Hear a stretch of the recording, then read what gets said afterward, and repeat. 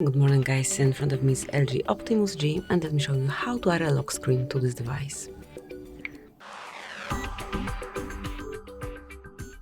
At first open apps and go to settings, then find and select lock screen and click on select lock screen. Now decide if you wish to set a face unlock pattern, pin code or the password. I will go with pattern. So now just draw the pattern that you want to apply.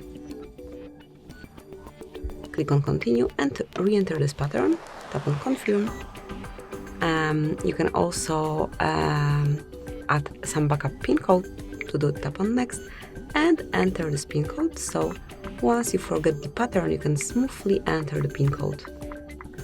Also enter it twice to confirm, tap on OK, and that's it. As you can see, from now on, you have to provide either this pattern or your pin code to unlock this device.